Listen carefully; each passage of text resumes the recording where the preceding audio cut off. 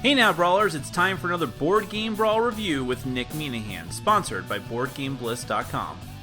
Hey folks, today we're going to take a look at Fuse from Renegade Game Studios. Renegade is the splinter company that shunted off of Cryptozoic Entertainment, just for as a side note. Now, Fuse is a cooperative, dice-chucking, real-time game. You have exactly 10 minutes to defuse a bunch of bombs, depending on the difficulty level, before those bombs go off and destroy your spaceship? Regular ship? I'm not quite sure. It's kind of unclear. But you are on a timer. You have to be constantly rolling dice and then using those dice to put onto bomb cards in order to solve them. You can adjust the difficulty back and forth. There's fuse cards that throw a monkey wrench into the works. There actually is an app that you can download for this game if you want to check that out ahead of time. It's not called the Fuse app. It's called like Renegade Game Studios app. But a normal timer would work fine, so you don't even necessarily need a smartphone in order to play the game. You just need something to count off 10 minutes. Let me go ahead and show you a brief look at how the game is played, and then we're going to come back. I'll let you know what I think.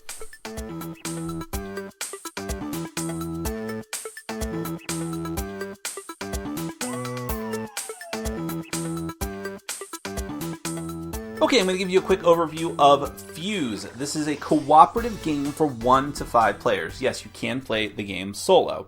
Thematically, you're trying to defuse some bombs on your ship or something or other. Mechanically, the goal of the game is to wipe out the center row of bomb cards. Any card that looks like this is considered a bomb card. And that's easier said than done, because you're always going to have 5 bombs out here in the center row as the game progresses, but this whole deck is also bombs and also potentially these other cards called fuse cards. Every time a bomb gets removed from the center row, which means it's going in front of a player to get defused, it gets replaced. So essentially, you need to go through the entire deck and then clear out the center row. You don't have to clear out the bombs that are already in front of you and the other players, because those are considered duds, I guess. And so it's just a way to keep the game from being too cripplingly difficult. Now, the one thing that I don't have pictured here as far as the components go is a timer, because it's just my phone. You can just use a normal timer on your phone, or there is a special app for the game. It's called like the Renegade Game Studio app. For whatever reason, my phone was being kind of dicky and it wouldn't download it, so I just used a normal timer, which is fine. That's all you need according to the rules. And you're going to set that timer to 10 minutes. Once you're done with all of the setup, you have to complete the challenge in 10 minutes. Now, the way that the game works is that it is very difficult to actually win the game, but you always score yourself anyways based on how well you did, how many bombs you're able to complete, the points for each of those bombs. You get bonus points if you actually did win the game, and so on. And then on the back of the rule book, you can actually keep track of your score. So let's talk about the actual components that I do have on camera. First thing is a nice bag with the Fuse logo on it that is going to be full of dice during the course of the game. Now, these dice, I'll show you in more detail here, come in 5 different colors, and they're just D6s. They're just normal D6s. They're not any kind of special dispensation of numbers on them, but they're an even distribution of these 5 colors. And then, of course, the only other component are the cards. Now, you have to do some special deck setup. First thing you do is figure out how difficult you want the game to be. Depending on the difficulty of the game, you're going to use a certain amount of cards in the deck, a certain amount of bomb cards in the deck. So, for instance, I think on a standard difficulty, it's, 21 cards off the top of my head. And so you'll go ahead and use that. But for a training difficulty, it might be 18, and so on. It goes up in increments of 3 or 4. If you really want to be insane, you'll use them all, but I wouldn't recommend doing that. But also, there are special cards that you'll put into the special bomb cards that are really, really difficult compared to all the others. You'll mix those in if you really want a challenge. So once you figure out how many bombs you're going to make, or how many bombs you have to defuse, you're going to shuffle up that deck. Then you're going to deal 2 cards out to each player. These are the bombs that they're going to be working on right at the start of the game. You'll leave these face up in front of everyone. So at this point, I did this for being quick, but this is not out here quite yet, because after you get done dealing out bombs to everyone, then you have to mix in fuse cards. Fuse cards are a special kind of card that look like this, and we'll get back to them in a second. You'll use 6 of those, and you're going to mix them into however many bomb cards that you dealt out according to the difficulty level. Oh, I'm sorry. Backtrack 1 second. You will have this lineup of cards after you deal out the 2 cards to everyone before you mix the fuses into the deck, so that there won't accidentally be fuses ending up in the center row, because that can happen, as I'll explain in a moment. Now let's take a look at the bomb cards in more detail, and then I'll explain the actual turn-to-turn gameplay. So first off, up in the top corner, it's the victory point value. The higher the number, the more difficult the card is to complete, obviously. At the end of the game, whether you win or lose, you'll get to add up all these points to see how well you did. Now, down in this section of the card are the requirements for defusing the bomb. This is what you're going to be using the dice for. The dice are like your instruments that you're using in order to shut down all of these bombs, and you need to have a certain allotment of them on the card, which is always going to be different depending on the card. So, for instance, this one here requires that you have any dice. It could be of any color. There's no white colored die. So anytime you see a white color, that just means it's any color. But you have to have a 6, a 5, and a 1 specifically. This one here requires a 5 of any color, but then a specifically 2 green, and then a yellow of any number. Now this one requires you to have 3 dice of any of these 2 colors. So you can have a blue, a yellow, and a red. You can have a green, a red, and a blue, or any combination thereof, but the die that you put there must be one of those 2 colors. Now, then there's a lot of cards that are essentially simple math equations. So this one is a blue die and a red die whose numbers add up to 6. However you want to do that. It could be a 4 and a 2, 4 blue and a 2 red, or vice versa. It could be 2 3s. However you can do that, but it must be those colors and they must add up to 6, or else it's not successfully diffused. This one is, it could be any 2 dice on either side of any colors and of any number, but they both have to be equal to each other. So if we go off of 6 again, you could do 4 and 2 and 3 and 3, which is fine so long as they're equal in number. This one is, this die has to be greater than the die in the center. This die has to be greater than the die in the center, and that's that. And then so you're putting down 3 dice, but they have to be in that certain arrangement. This one is, now the equal cards and that are 3 are kind of interesting because you put down a die of any color, and then the next die has to be either the same number or the same color that you put down here. And then the final die has to be whatever number you chose for the second one. That's just one example of how that card would work. Then you have sort of dexterity cards. These are the stacking cards. So first you have the straight up tower stacking, which requires you to have you go from left to right, and you have to stack up a blue, a green, and then a red. And what's important here is that if you accidentally knock over the stack, you have to start all over again. So a little bit of dexterity is in play, and it encourages you and the other players not to frantically hit the table as you're trying to race against the clock. Along those same lines, you have pyramid stacking. Notice that there's 2 spaces. That's because you're building a simple pyramid of 2 dice with 1 die on top, and you have to follow. Now, for the pyramids, they can be in any order. So you can have the one die of any color on the bottom if you want to, and it doesn't really matter. It's just you have to have those specific dice in the pyramid. Now here are some of the difficult cards. I think there's 5 of the super difficult cards that are worth 6 points, and they're really difficult. So you see this one is a pyramid that has 6 dice in it, and remember, you can't knock these over either, just like the tower. And there are very specific requirements too, like either a 5 or a yellow, and so on and so forth. And then you have the double towers, where you have to complete 2 towers each of 3, and which can be very, very difficult over time. So then let's talk about the fuse cards. Now the fuse cards are going to make your life more difficult, because when a fuse card is drawn, it immediately is going to have its effects take place, then get discarded, and then an actual bomb gets put out into the lineup until you don't draw any more fuses or a bomb fills up the spot.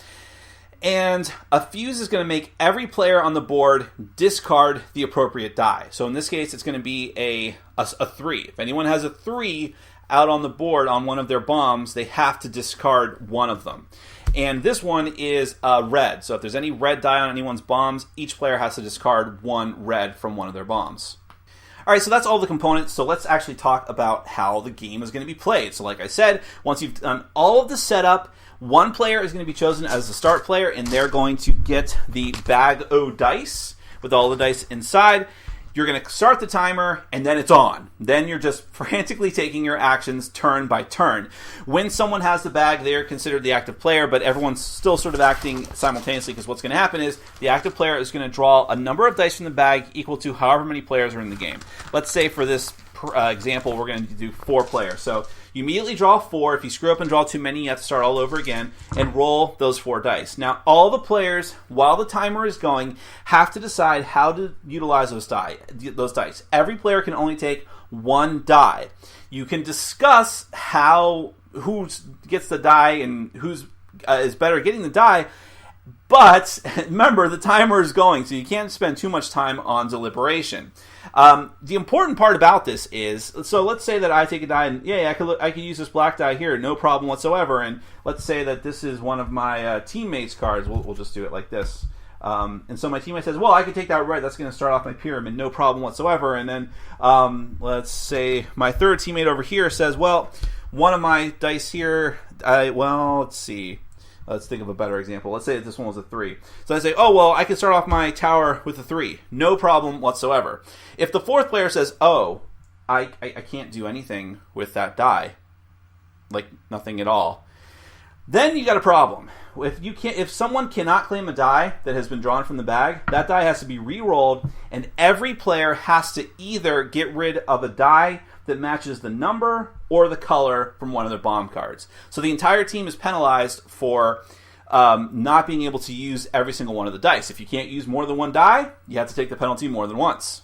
The only safe spot is if you're building a tower or a pyramid, any die that is locked underneath other dice in a stack is safe from these things. You can't tear down an entire stack because of an unused die. Regardless, any die that has to be sacrificed goes back inside the bag along with the unused die. And then, assuming no one has completed any bombs, then the bag is going to be handed to the next person, and then they draw a dice and keep going. And remember, this is happening frantically, fast, because the timer is going. Now, let's say that you actually do complete a bomb. So let me make a fake example here where I was able to make this card because I have the appropriate one and then a bunch of the right color. I have completed the bomb. Now, as soon as I complete the bomb, like let's say this is the last die that I needed, then I'll wipe out all the dice. Those are going to go back into the bag.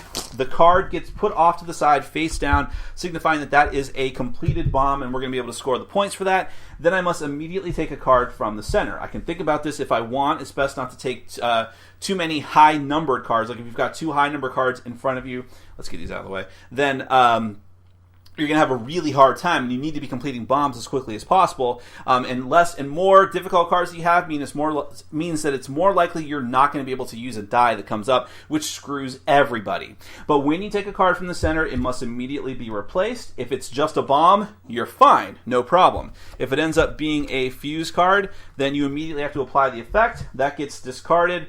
And then if there was still an empty spot in the row, you have to replace it. If more than one player completes a bomb at the same time, you're all going to just resolve them one at a time as quickly as you can. But remember that you need to put the dice that you've used to fix defuse a bomb back into the bag. So you have to do this as quickly as possible so that the bag can go to the next person, they can draw, and you can keep rolling dice. And you're going to keep doing this until the entire center row is cleared of cards, which means you go through the entire deck of cards that you built and get rid of every card in the center, and all you have left are the bombs that are in front of all the players. That's going to be the end, or the timer ends before you can do that, and you all lose. But regardless of which way you do it, you're going to add up all of your points, all the bombs that you successfully defused. If you win, I think you get an extra 10 points. If you then you get bonus points depending on how much time you have left on the clock, and so on. Add up all your points, see how well you do, and then if you want to play again, you can compare your scores. That is essentially Fuse. There's some alternate ways to play, but not really worth going into here. Let's get to my final thoughts. Well, the theme is the weakest part of Fuse by far. It's hard to tell what you're doing. You're defusing bombs, but you're just throwing dice onto cards. I'm not going to come down too hard on the game for that because I think the game is fully aware of what it is, and it's not trying to sell you more than the fact that it's just you trying to frantically rush against time race against time even, to fill out these cards with dice and get rid of them and just try to beat your high score. I can't come down on it hard in the same way that I wouldn't come down hard on Hanabi, because Hanabi, you're putting fireworks displays, but it's pretty themeless, essentially. You're just trying to line up rows of cards. So I don't mind so much that this is more of an abstract cooperative game. The components are fine, too. Again, there's not a lot here. There's not a lot of artwork. The dice are fine. The bag is nice, and everything is pretty functional. As far as the actual gameplay, it is a very interesting game. Now, I have a checkered past with real-time games. Another game that is very similar to this, but is actually much more thematic, called Meteor from, I think it was Mayday Games, also had a real-time aspect to it. You're frantically trying to create weapons that will just, or missiles and things that will destroy a bunch of meteors that are out on the table. And even though I thought the theme in that was much, much stronger, I think I like Fuse better than that game, because my big problem with Meteor was like, nobody knows what everyone's doing. Like, I think I'm playing the game correctly, but we're going too fast to even know, because you only have like 5 minutes on the clock and everyone's frantically doing stuff back and forth. Fuse is much more controlled than that. It's still frantic because you desperately... I mean, the game is very, very difficult. I'll say that up front. And that time limit, is, even though 10 minutes seems like a lifetime when you first start playing, it goes through really, really quickly. By the time you get to like the 3-minute mark, you're like, we have how many cards left in the deck? That's crazy talk. So... but up until that point, it still feels like, okay, roll dice, do this, take that. You can take this one, I can take this one, I can take this one. Okay, perfect. Here, take dice, roll them. It feels much more methodical, and I actually appreciate that more, because that's one of the biggest problems I have with dice or real-time games, is that it's just frantic nonsense, like with that Escape game. I can't stand Escape. This one I like better than that. It's still not great for me. I think part of the problem is the difficulty, because it's the problem, and it's also one of the things that I appreciate about the game, if not necessarily like. I like that if you play the game more and more and more and more, which is quick because it's literally only 10 minutes long with a few minutes of setup, you will get better. You will learn how to cooperate better. But that cooperation isn't necessarily how do we strategize better. It's, okay, I grab the dice, I roll them, I immediately move the bag over to here, and then we... So it's more about the movements and exactly when you should take actions and when you should do these things. And okay, if someone's bomb goes off, you immediately put the dice back in the bag. So it's more like pattern recognition. If you think about video games where you know specifically when to jump at this time, when to duck at this time, when to shoot your fireball, that type of stuff... That's the feeling I got from Fuse. And there is something to be appreciated there, but I think that together with that lack of theme, and together with the fact that it is real time, which is kind of a sticking point for me in some cases, and that you don't feel... The only excitement from the game comes when you get down to the wire, and it's like, oh, we gotta frantically do this, but even at that point, there's not much you can do to, expedite things. You still need to methodically go through... Grab those dice, roll them, hope that you can all use them, hope that you don't draw a Fuse card, which really, sort of messes things up. I do like that adds a little more spice to the game, so it's not always the same thing, but it's still pretty much the same thing. I almost wish, even though it would make things even more chaotic and frantic and difficult, that there were more cards like the tower stacking cards or the pyramid building cards that had sort of a dexterity element to it and a building element to it, rather than the math equations, which were fine, but as interesting as that seems at first, it's still not that interesting. It would be better for me if I was actually physically doing different things. Otherwise, I'm just staring at two cards and hoping I get the right things. And that's the thing, too. If someone, whether it's deterministically or just because you frantically grab the wrong card, gets stuck with really difficult cards, they can find themselves really not doing much during the game and kind of bringing the whole team down, because they can't use dice all that often. You really have to have an easy card that you're always working on, and then a difficult one that hopefully you'll get the right die for, but in the meantime you can do this one over here. And that doesn't always happen, and that's just one of the sort of idiosyncrasies of the game. And so it's fine. I think the game is functional. I think there's people who are going to love it. People who typically like abstract games, people who typically like cooperative games, but also ones that can be played in a very small time period. It's literally, I'd say, 15 total minutes. 10 minutes of the actual game, and then the 5 minutes of just setting up the deck in between, which is not too difficult. And you can adjust that difficulty back and forth. That's another fun aspect. And you can even play the game solo. So people who like those types of things and arcade with like a filler abstract game that sort of almost could be a party game if it could handle more players, because it only goes up to 5. There is an audience for that. It's not necessarily me, but I will say it's one of the better real-time games that I've played. It's leagues better than, for me, Escape, and a little bit better than Meteor, which are the two prominent examples I could think of. I know, I'm in the minority on Escape. I just really can't stand that game. But Fuse, it's fine. I wish there was more of a theme, and I wish there was a bit more going on instead of just going through the motions. But certainly for what is involved with it and for the time that it takes to play, you can't go that wrong. Thanks for watching. Follow us on Facebook, Twitter, and Patreon. And make sure to check out our sponsor, Board Game Bliss, where you can find an amazing selection of games from around the world. BoardGameBliss.com. Thanks for your support.